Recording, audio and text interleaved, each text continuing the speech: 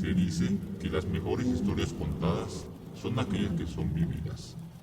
Algunas de estas historias pasan a ser leyendas o mitos, y bien, siempre traen consigo mucha fantasía. Bienvenidos sean a Mitosis, un podcast donde hablaremos de mitos y leyendas de flora y fauna. Trataremos de encontrar el origen y su relación con la especie que se describe, separando la fantasía de la verdad. ¿Qué tan cierto hay en escuchar el Canterium y morir? El pie grande yucateco, una planta capaz de asesinar a cualquier animal o humano simplemente con estar cerca unos segundos. Preparen sus mejores talismanes, mantengan los sentidos en alerta, las puertas cerradas y la mente abierta. Estas criaturas nos observan. Muy buenas a todos, bienvenidos sean a otro episodio más de este podcast llamado Mitosis. El día de hoy tenemos otra colaboración porque es la segunda parte de la Cosmovisión Maya. Entonces tenemos a José. José, ¿cómo estás? ¿Qué tal? ¿Qué tal? Bienvenidos nuevamente. Perdón por tanta falta de episodios, pero a veces suele ocurrir. Pero aquí estamos nuevamente. Así es, no te preocupes, desde que estés aquí cuando puedas es lo importante. Y como siempre me acompaña aquí Leo. Leo, ¿cómo te encuentras hoy? Hola, ¿qué tal a todos? Una disculpa por el capítulo anterior que no pude asistir. Pues sí, estaba muy ocupado, había muchas cosas que hacer, pero todo bien y ahora sigue muy interesado con este capítulo donde aquí nuestro compañero José, pues ahora sí que nos va a deleitar con estas historias de la leyenda maya. Ciertamente yo esperé muchísimo esta segunda parte porque, como les mencioné antes, creo que Xibalba es una de las partes de la cosmovisión maya que más me llama la atención, más me interesa saber. Entonces, José, quedamos a tus manos para que nos guíes. Claro. Como estaba comentando en el último episodio, en la última parte del episodio, un poco de lo que hay en la cultura maya en cuanto a su mitología es esta polifonía, que en cuestiones narrativas es un tipo de diferentes voces que se unen en una sola, que es algo que sufre toda mitología de cualquier parte del mundo. Hay una versión y obviamente con el paso del tiempo se va uniendo con otras, se va modificando, se va dividiendo, y es el mismo caso con el Xibalba, el inframundo para los mayas, en el cual también está contemplado dentro de la ceiba, siendo estas sus raíces. Pero antes de entrar a ello, tenemos diferentes métodos de poder entrar.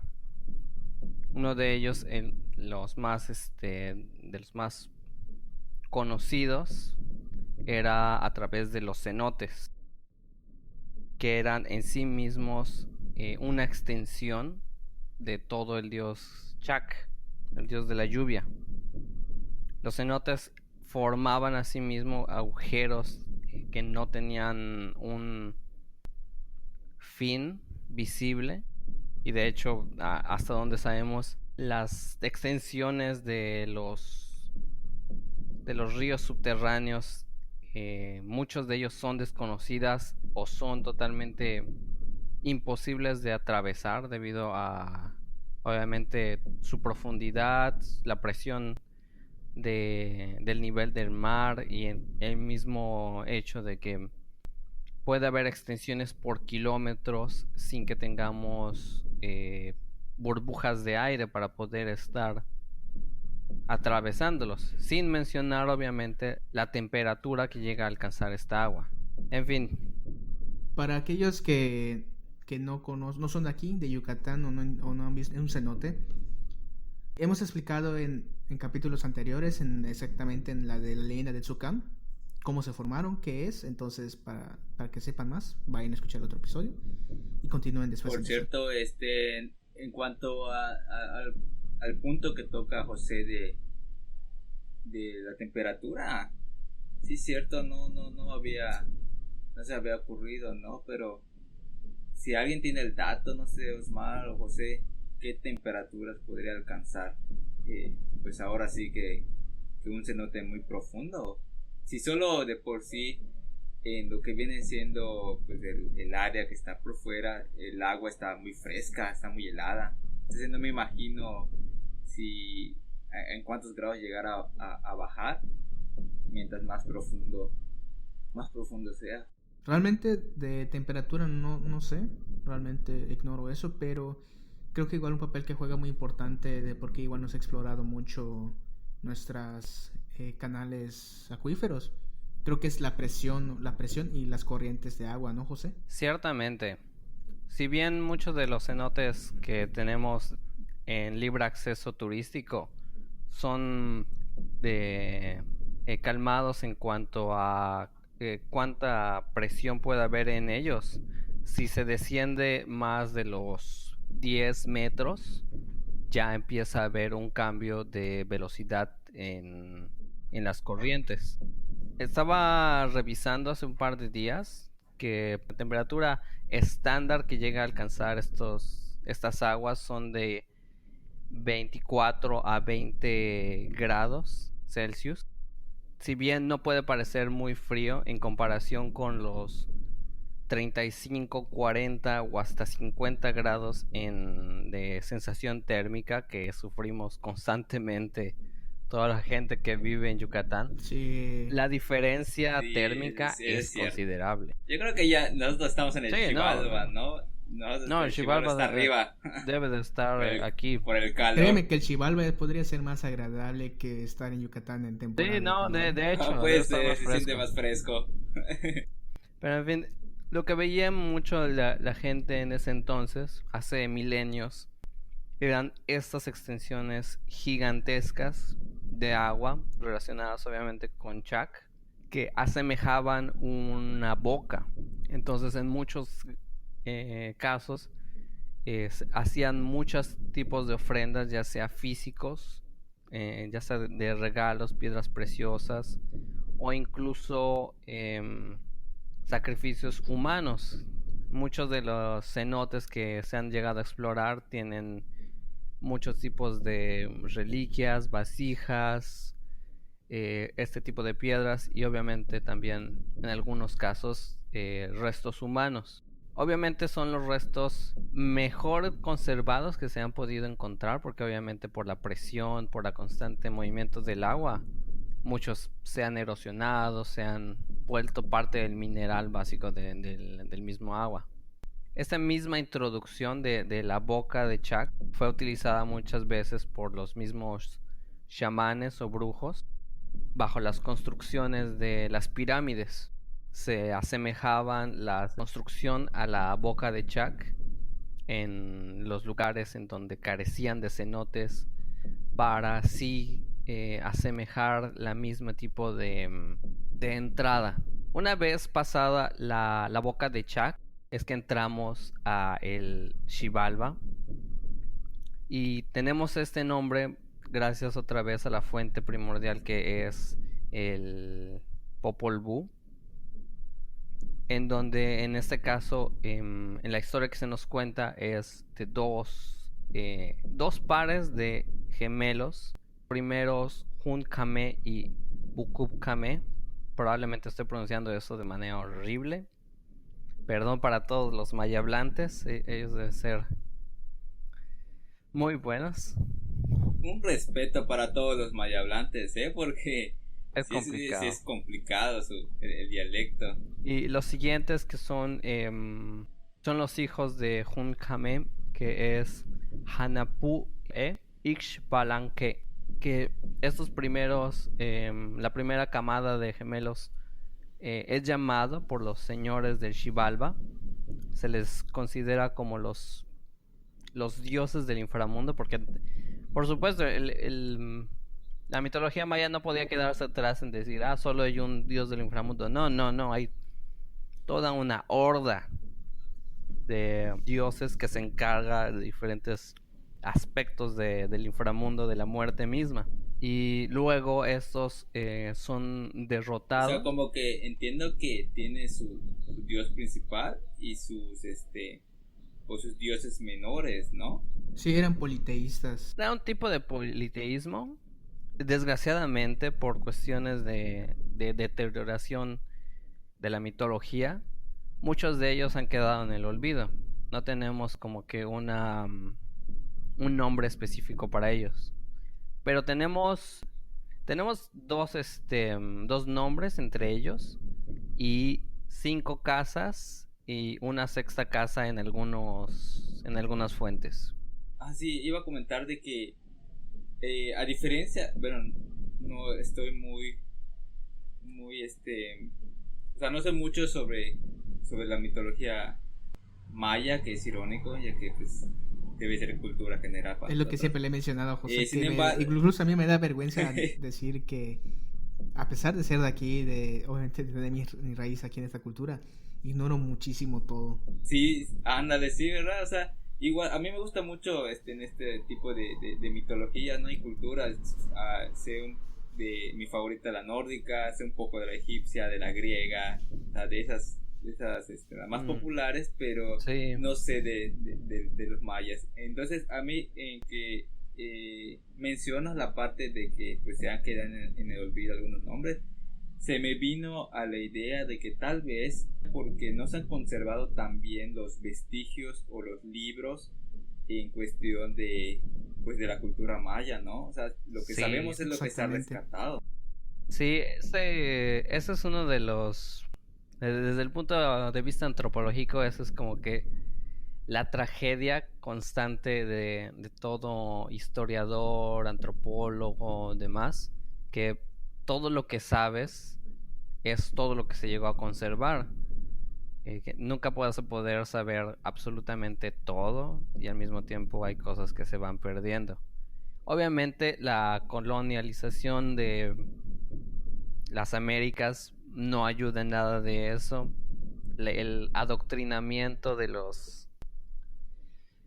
de todas las culturas por parte de los españoles, en algunos casos de los portugueses y de los ingleses, no ayuda en nada porque su principal interés era que olvidaran todo lo que conocían antes, porque lo consideraban desde su punto de vista occidental del diablo, y veían a su dios Yahvé como el verdadero dios. Pero sin embargo, en muchas ocasiones, de manera natural, esta erosión de la mitología es desgraciadamente muy común.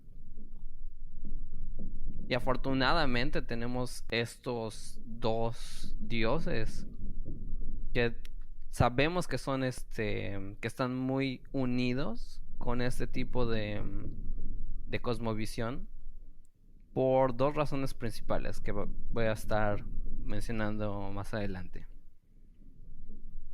Entonces, como comentaba, el Xibalba, según el Popol Vuh, como tenemos fuente principal, tiene 5 o 6 casas dependiendo de cada una de las interpretaciones y de la versión que se esté tomando. El primero lo llaman la Casa Oscura, que van estos 2 hermanos, tienen que enfrentarse a la oscuridad misma, un inicio en donde no ven nada y tienen que salir para continuar a la siguiente casa. Un poco semejante, si es que son fanáticos de ello, a los Caballeros del Zodiaco. Lo sabía. Sí, ¿verdad? Sí. Se nota que somos muy frikis para esto, ¿verdad? La Casa Oscura. Hunapu, tenemos que llegar para salvar a Saori. No tan rápido, caballero. Oye, pero en los caballeros no salió ninguno de... No, bueno, era más Sí, gringos ellos, hubo uno, había Leo. ninguno Hubo un mexicano. manga. Hubo un ¿Cuál? manga de edición especial recuerdo. para los dioses de México. O sea, sí había sí, armaduras sí, de, búsquenlo. Eso suena muy de los interesante. dioses Sí. aztecas. Búsquenlo. No sabía. Bueno, internet obviamente deja ver todo. Es muy difícil de encontrar, pero sí existió. Creo que es un volumen entero. Oh, de qué la increíble. cultura del México. Sí, Sí. está padre. De hecho, creo que sale Quetzalcóatl y todos esos dioses mayores salen en este arco de Caballeros del Zodiaco. Ay, O qué sea, padre. esa sería Caballero del Zodiaco, la saga azteca. Exactamente, La saga exactamente. azteca, la saga maya. Búsquenlo, está muy interesante, muy buena. Seguidamente tenemos la Casa del Frío, o que en cuestiones modernas sería la Casa de la Heladez. Le sigue la Casa de los Jaguares. Se considera que probablemente había algún tipo de señor de esta casa que podría haber sido como que una interpretación del Balam, o lo que es el jaguar dentro de la cultura maya. Spoiler alert, futuro episodio también de Balam, así que esténse pendientes. Sí, esa es buena. Tenía que haber y sí va a haber. Y le sigue uno de nuestros protagonistas del episodio de hoy, que es la Casa de los Murciélagos, donde el señor de esta casa no es ni más ni menos que el Kamatzotz, el dios murciélago de la muerte. Esto sí, esto es por lo que digo que me gusta muchísimo esta parte de Xibalba. A mí lo interesante son las criaturas, ¿no? O sea, a mí es lo que más me Pero gusta. porque, bueno, porque somos biólogos, mitológicas. entonces nos llama mucho la atención esa. Ey, de hecho, igual eso iba, yo creo que por eso me gustan las criaturas. Hashtag biólogos. Para aquellos que quieran ver una imagen de Kamazots, les recomiendo encontrar a través de su buscador Kamazots, pero pongan mitos y leyendas juego de cartas. La ilustración que tienen allá es sublime. De hecho, ese juego de cartas es muy interesante. Bueno, hubo un tiempo en el cual yo lo jugaba junto con Leo. Sí, es cierto. Es muy interesante. Está padre ese juego. Y la verdad, están muy bonitas las imágenes de las cartas. A mí me gusta mucho sus imágenes actuales, la interpretación actual de el revival de este juego de cartas.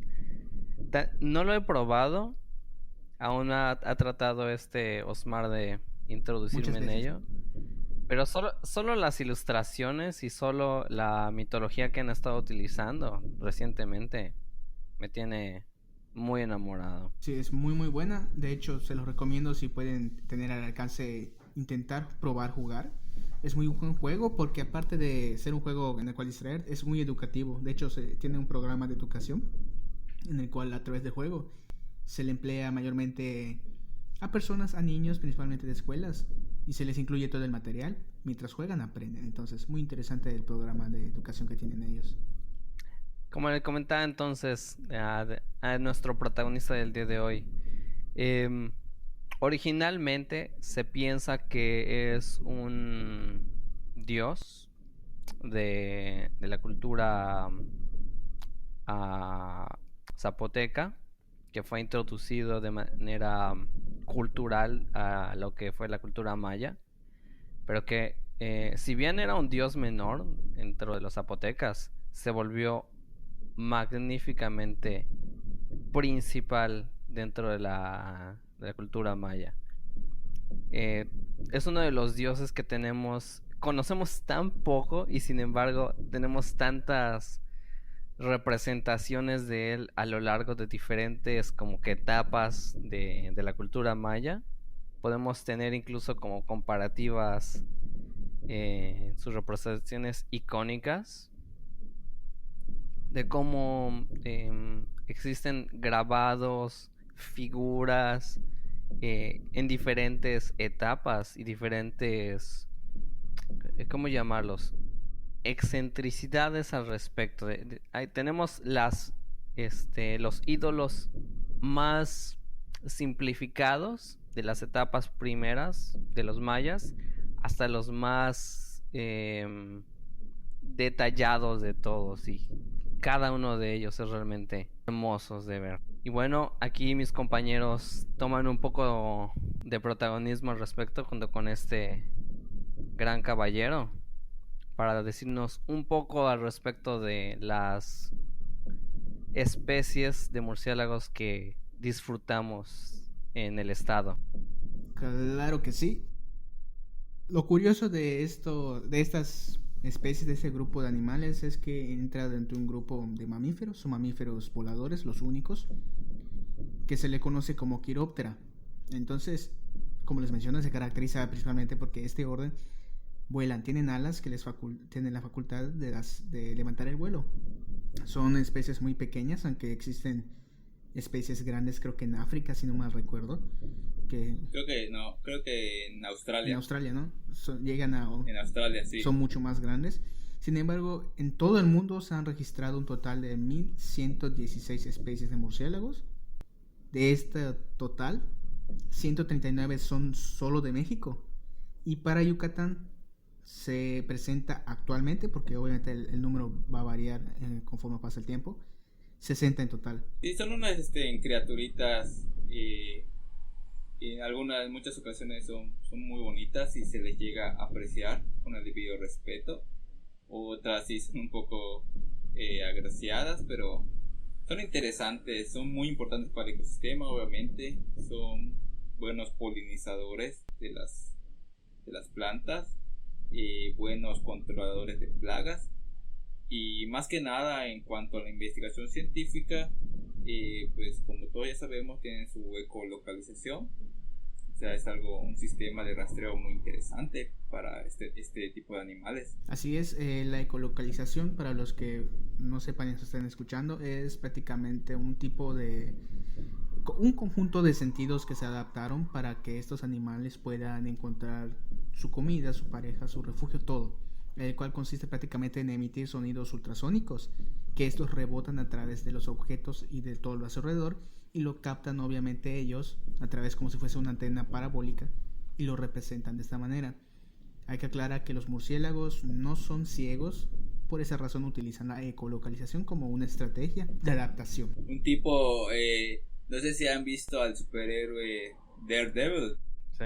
Así, o sea, él ve, o sea, ellos ven con el sonido. En Yucatán solo tenemos una especie endémica, que es el murciélago amarillo yucateco, el cual tiene su nombre científico, que es el Rogesa aneus.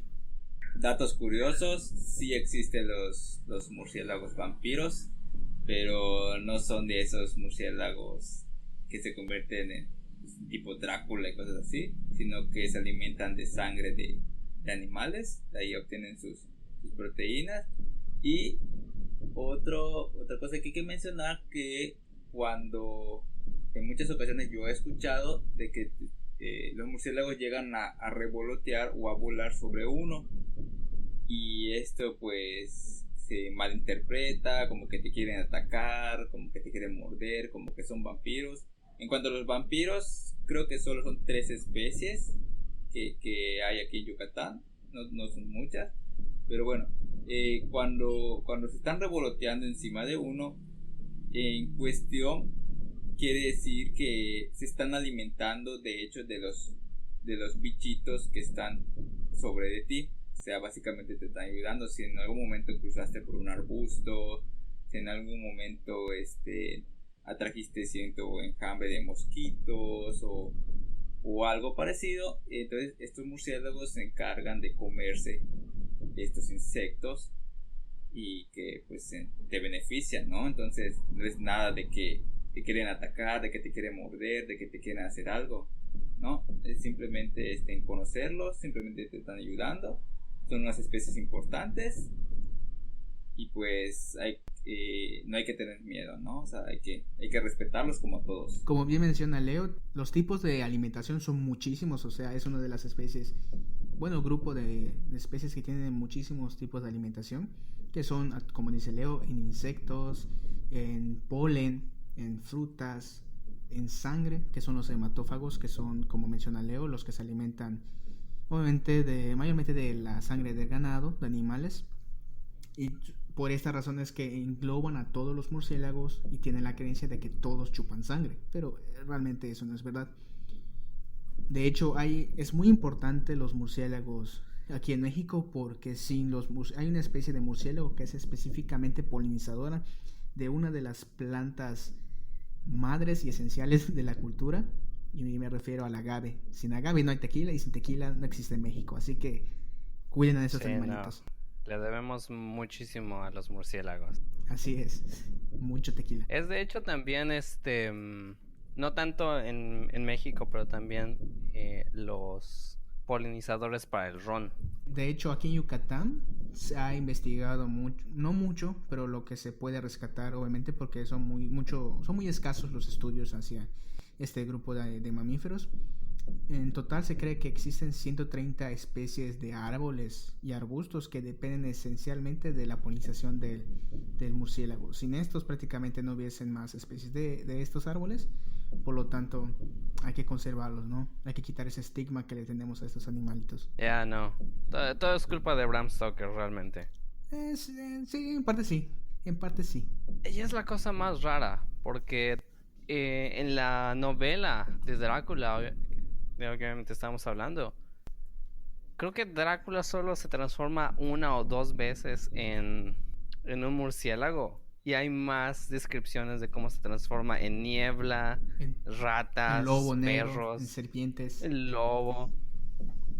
Pero murciélago realmente como que de paso pasó y algún despistado dijo, oh, todos los murciélagos deben beber sangre. Exactamente. Yo me imagino que ahí viene, como dices tú, el posible origen de que tal vez lo encierran a todos por ser vampiros. Sí.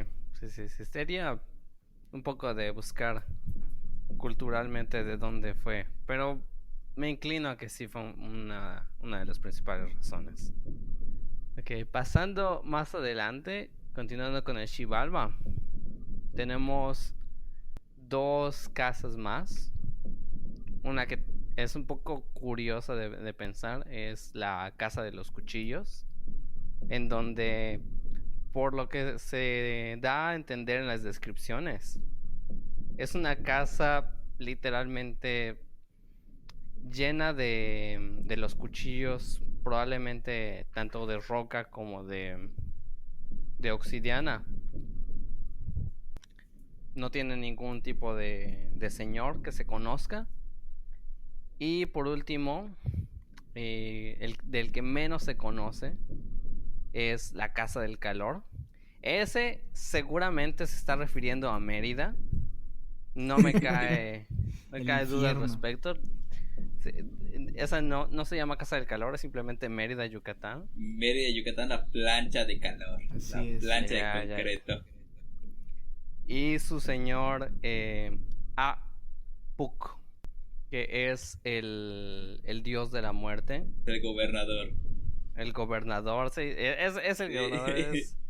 Es como que la entidad misma de todos los gobernadores juntos. Es esta... bueno, mejor no menciono nombre porque Sí, mejor luego no. ya nos están cayendo. Nos pueden silenciar. Sí. Pero Hay que tener cuidado con desgraciadamente, eso. Sí.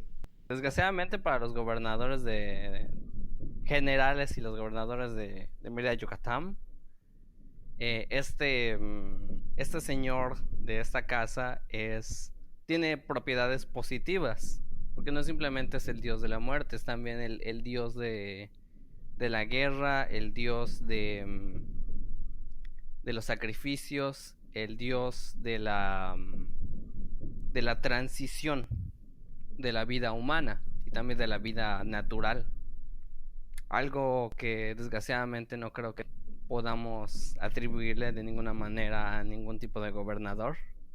Una de las razones por las cuales es muy secretivo es porque realmente solo tenemos dos tipos de menciones al respecto.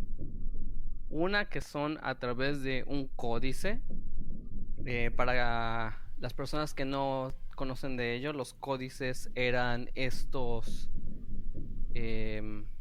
pergaminos escondidos que tenían los sobrevivientes de mayas y mayablantes después de la colonia, para mantener constantemente sus tradiciones vivas. Dentro de ellos, lo más común que se podía estar dentro de los códices era el Popol Vuh, nuestra principal fuente, y en algunos tipos de murales.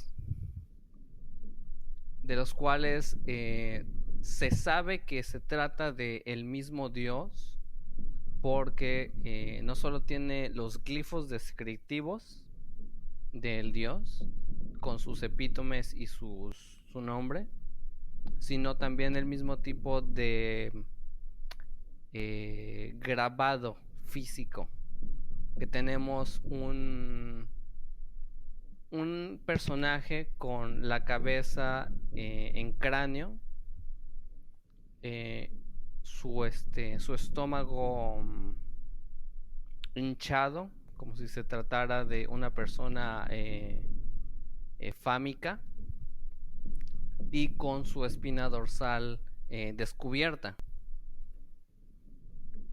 Este personaje, desgraciadamente, como comento, no tenemos tanta información, es más algo visual, pero junto al Kamazoz y el resto de los dioses olvidados, este Partenón de nuestro inframundo maya, son conocidos como los señores del Xibalba. Desgraciadamente para ellos y afortunadamente para nosotros, son derrotados por estos dos gemelos y dan también así nacimiento a lo que es el ciclo del día y la noche. Todos los días los gemelos tienen que pasar a través de la mañana, recorrer la noche para jugar contra los señores de Xibalba, atravesando sus casas y derrotándolos en este juego de pelota, y el ciclo se repite cada día. A ver, qué interesante, eso no sabía. Yo tampoco sabía eso. Dato curioso de que en casi todas las culturas mitológicas siempre hay pues un dios o un ser que es el encargado del día y la noche. Exactamente, eso sí te iba a mencionar. Sí, o sea, ¿verdad? O sea, como Sí. que te vas dando cuenta de que cuando te vas empapando de las diferentes culturas, hay mucha similitud en todas. La única forma, cambian las formas de los dioses, los nombres, pero casi es un 80-70% de la misma historia, de cómo se dieron las cosas. Es un dato muy interesante, ¿no creen? De ese que estaban conectados todos. Sí, de hecho creo que en la mitología griega existe Nix y Hemera, ¿no? Que son estas diosas Ajá, los que se encargan del día y la noche. Los nórdicos igual. Hay cierto carruaje. Si es carruaje o es un caballo nada más, no recuerdo. Que igual se encarga del día y de la noche. En los egipcios es Ra, que cada noche, o sea, se oculta el sol y tiene que luchar contra Apophis para derrotar a Apophis y vuelva a amanecer. Y ahora con los mayas, pues estos gemelos y pues sí, o sea, tienen muchas similitudes entre todas las culturas. Sí, ciertamente es algo que, por ejemplo, a Carl Jung le encantaría que llegara a haber visto en su tiempo. Toda esta similitud de la humanidad, basada en sus teorías de la conciencia inconsciente y el mar de la inconsciencia de la que todas las historias y toda la humanidad han nadado, y que simplemente lo único que hacen es volver una vez más a el conocimiento que siempre han tenido dentro de su interior.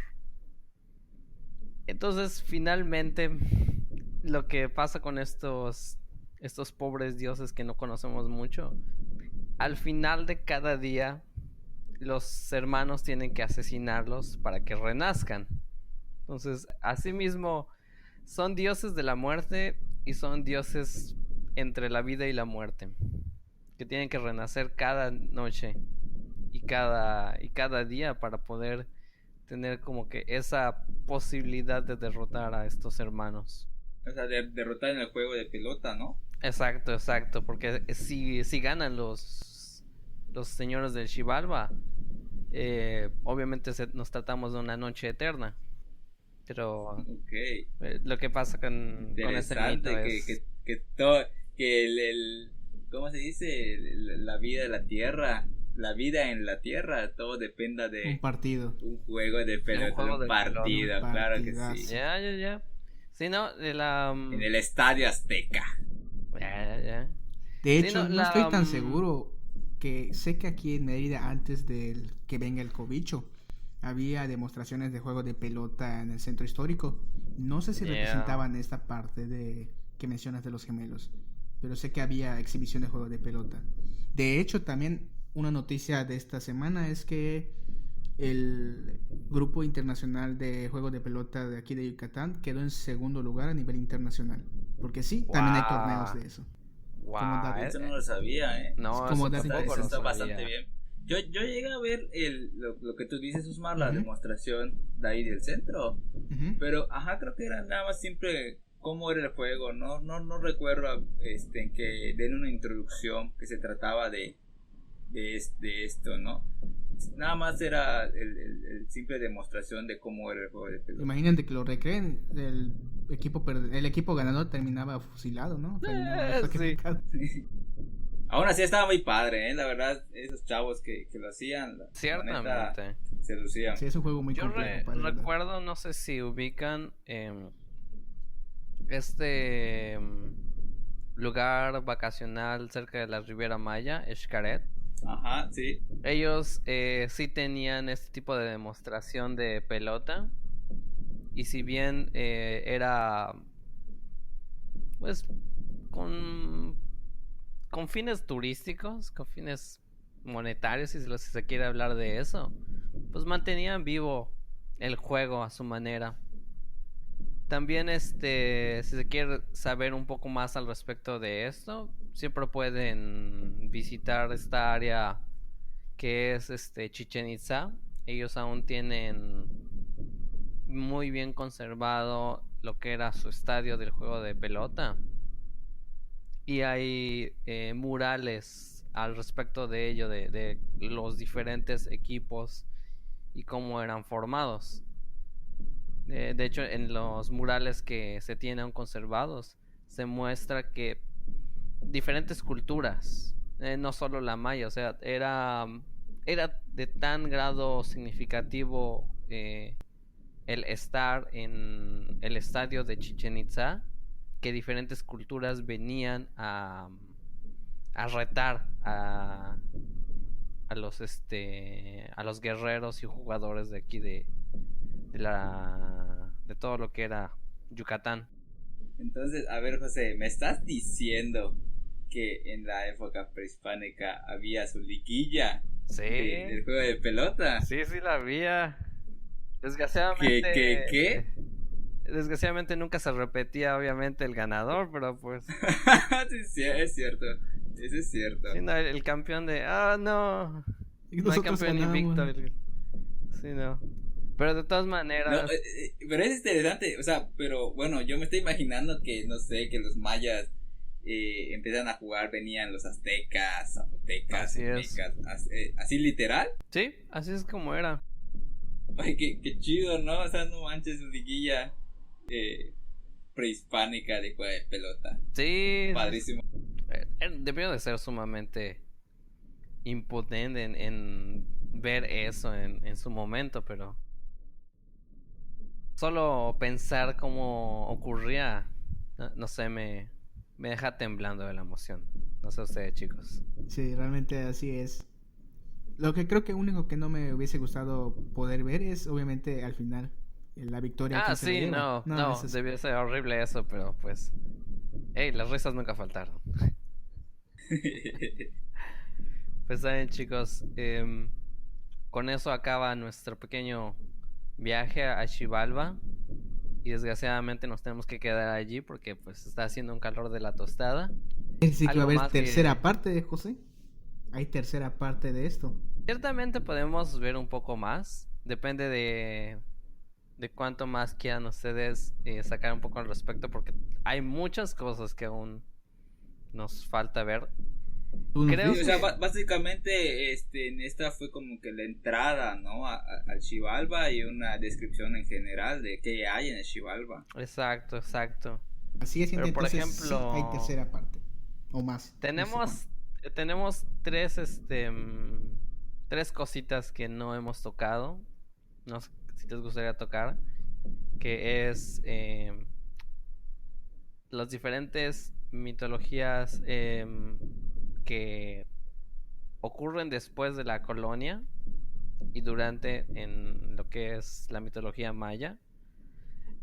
Que estoy hablando obviamente de los aluches, un poco de los gigantes que existen según esta mitología, que son los Chewinik. Los Chewinik, sí, exactamente. Ahí no los conozco, ni siquiera sabía que había gigantes Sí. aquí en... Tuvimos Ah, gigantes, sí. Leo. Hubo gigantes, sí. Hay restos ¿Sí? encontrados. Muchísimos de ellos.